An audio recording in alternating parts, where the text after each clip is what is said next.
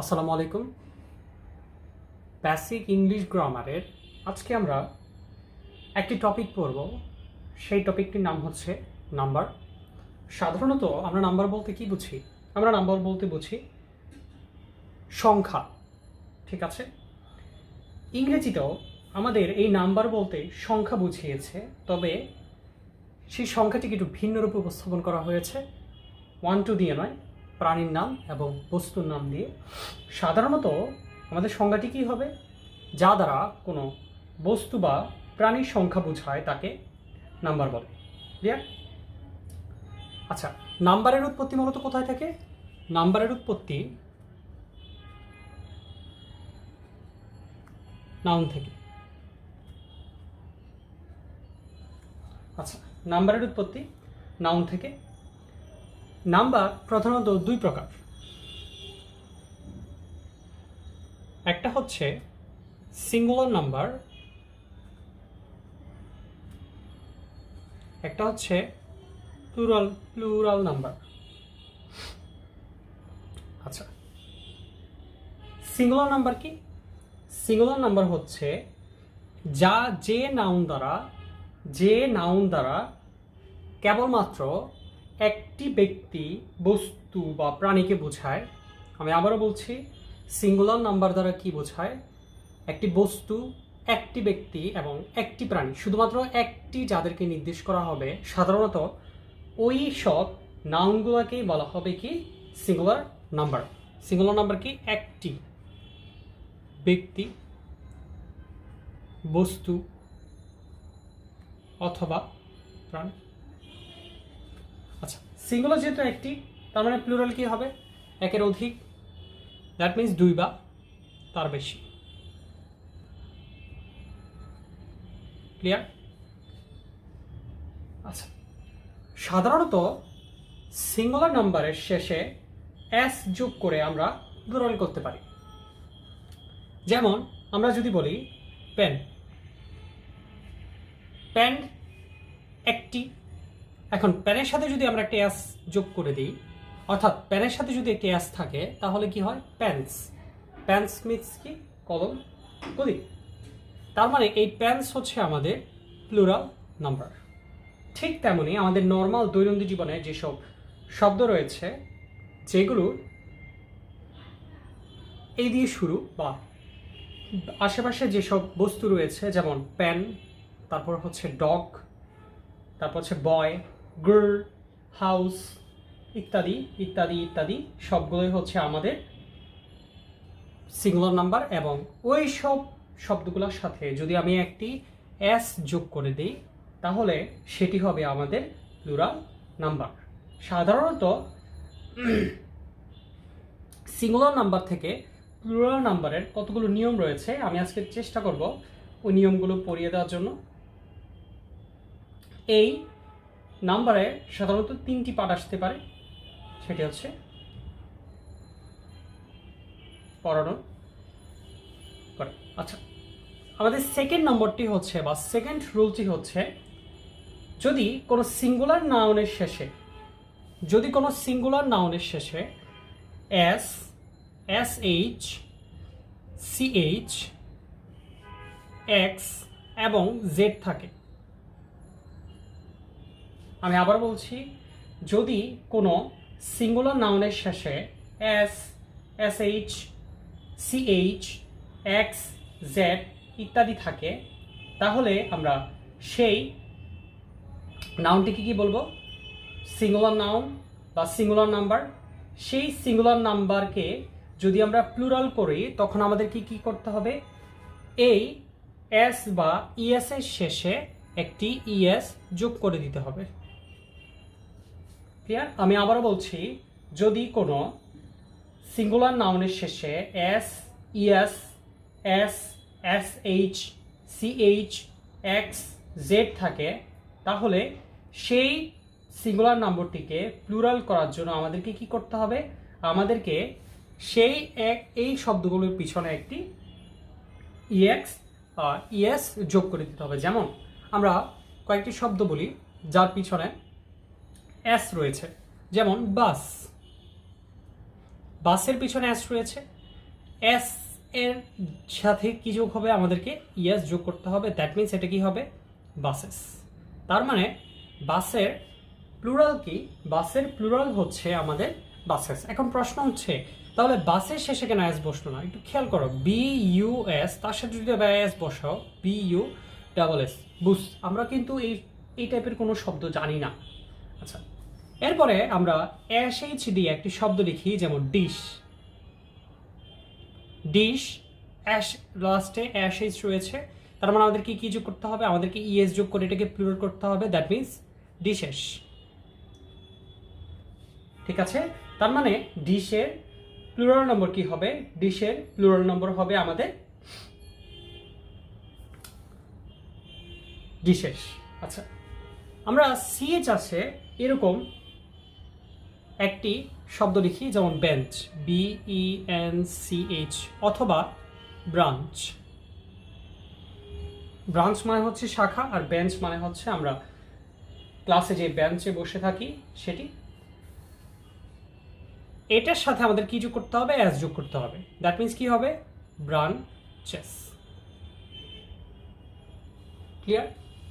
আচ্ছা, এক্স থাকে, আমরা এরকম একটি শব্দ লিখি, এক্স থাকে এরকম শব্দ আমরা অনেকেই জানি, যেমন অক্স, ফক্স, বক্স ইত্যাদি।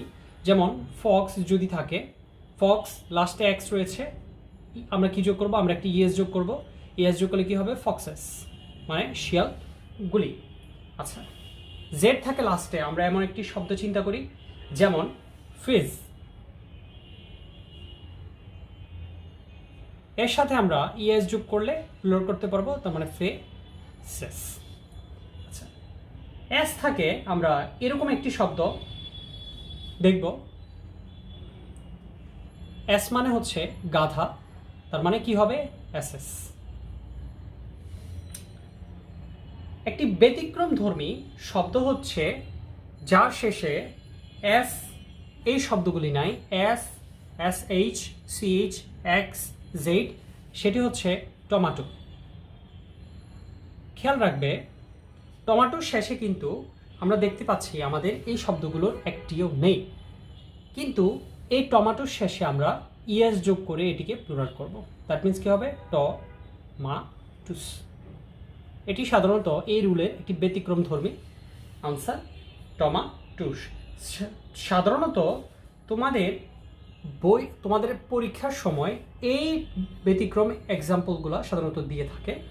তোমরা চেষ্টা করবে ব্যতিক্রম ধর্মী যে এক্সাম্পলগুলো রয়েছে সেই এক্সাম্পলগুলো ভালোভাবে শেখা যাবে। আচ্ছা, এইগুলো আমাদের সেকেন্ড নিয়ম।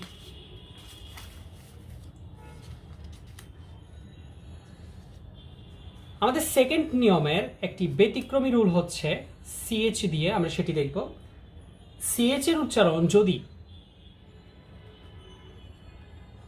কয়ের মতো হয়, একটু আগে খেয়াল করো, আমি যে ব্রাঞ্চ লিখেছি, সিএচ এর উচ্চারণ যদি কয়ের মতো হয়, তাহলে আমরা শুধু এস যোগ করব।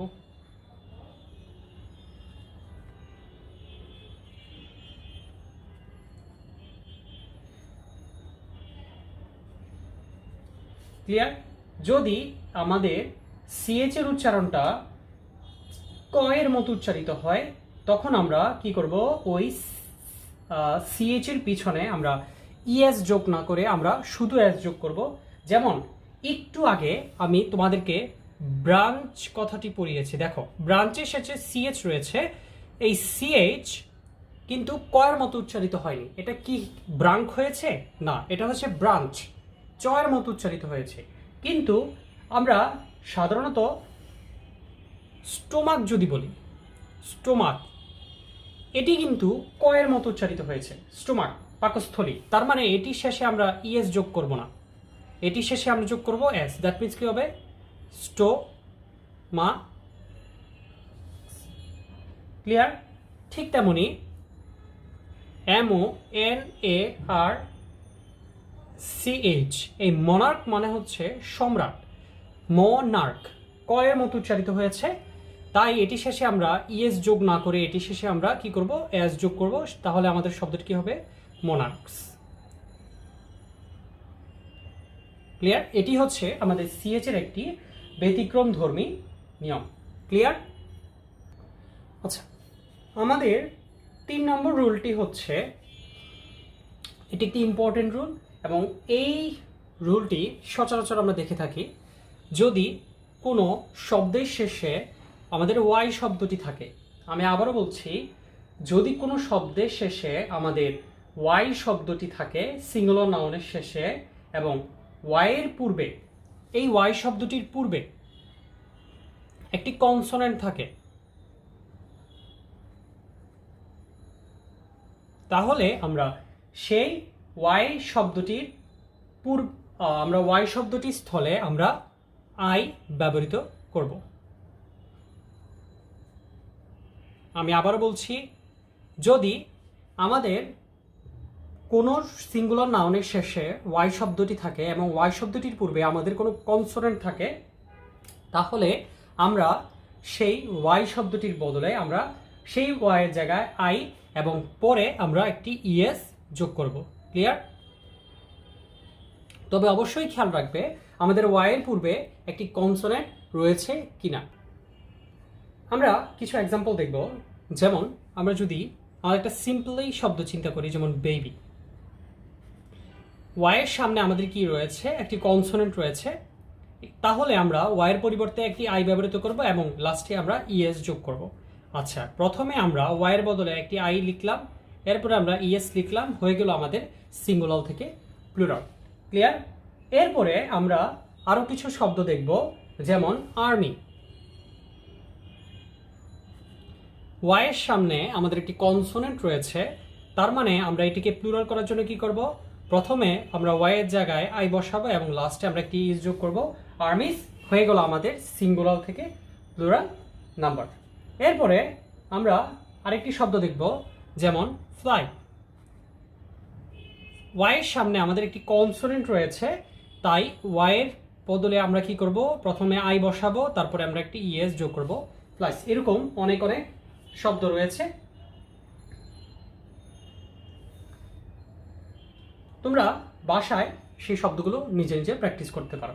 আচ্ছা, যদি কনসোনেন্ট না থেকে আমাদের কি থাকে? যদি ওয়াইয়ের পূর্বে কনসোনেন্ট না থেকে একটি ভাওয়েল থাকে, ওয়াইয়ের পূর্বে যদি ভাওয়েল থাকে, তখন আমরা কি যোগ করব? যদি ওয়াইয়ের পূর্বে ভাওয়েল থাকে, তখন আমরা সেই ওয়াইয়ের কোনো পরিবর্তন করব না, জাস্ট একটি আমরা এস যোগ করে দেব। ক্লিয়ার?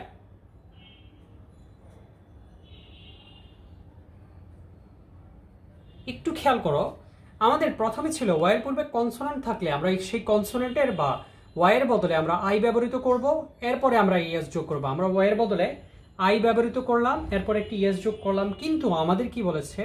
যদি আমাদের ওয়াইয়ের পূর্বে ভাওয়েল থাকে, যদি কোনো ভাওয়েল থাকে, তখন আমরা শুধুমাত্র ওয়াইয়ের শেষে আমরা একটি এস যোগ করব, ওয়াইয়ের কোনো পরিবর্তন করব না।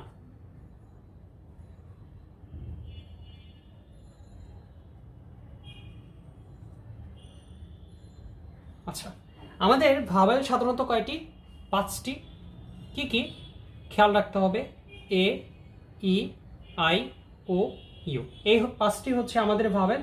ইংলিশ অ্যালফাবেটের এই 5টি অক্ষরকে আমরা ভাওয়েল বলি, এবং বাকি যেই 21টি আলফাবেট রয়েছে, সেই আলফাবেটকে আমরা সাধারণত কি বলি? কনসোনেন্ট। ক্লিয়ার? এবার আমরা কিছু শব্দ দেখব যেই শব্দের ওয়াইয়ের সামনে একটি ভাওয়েল রয়েছে, যেমন টয়। ওয়াইয়ের সামনে একটি ভাওয়েল রয়েছে, তার মানে আমরা ওয়াইয়ের কোনো পরিবর্তন না করে শুধুমাত্র ওয়াইয়ের পিছনে আমরা একটি এস বসিয়ে দিব। সেকেন্ড হচ্ছে আমাদের বয়, এটা কি হবে? বয়েস। ক্লিয়ার? থার্ড হচ্ছে আমাদের ডে। ওয়াইয়ের সামনে ভাওয়েল আছে, আমরা ওয়াইয়ের কোনো চেঞ্জ করবো না, জাস্ট ওয়াইয়ের পিছনে আমরা একটি এস বসিয়ে দিব। এরপরে আমাদের কি আছে? প্রে। ওয়াইয়ের সামনে আমাদের একটি ভাওয়েল আছে, ওয়াইয়ের সামনে আমাদের একটি ভাওয়েল আছে, তার মানে আমরা ওয়াইয়ের কোনো চেঞ্জ করব না, আমরা ওয়াইটাকে রেখে আমরা লাস্টে শুধু একটি এস যোগ করে দিব। ক্লিয়ার? আজকে আমরা নাম্বারের 3টি রুলস পড়লাম। সাধারণত এই নাম্বারের রুলসগুলো বা নাম্বার সাধারণত আমাদের যে রিটেন পার্টগুলো রয়েছে সেই রিটেন পার্টগুলো লেখার জন্য অত্যন্ত প্রয়োজন। কোথায় প্লুরাল নাম্বার হলে কি ইউজ করতে হবে, এই গ্রামাটিক্যাল মিস্টেকগুলোর জন্য সাধারণত পরীক্ষায় নাম্বার কাটা যায়। তাই তোমরা খেয়াল রাখবে যাতে বেসিক ইংলিশ গ্রামারের রুলগুলোর সাথে তোমরা ভালো করে আয়ত্ত করতে পারো। সবাই ভালো থেকো, সুস্থ থেকো। আসসালামু আলাইকুম।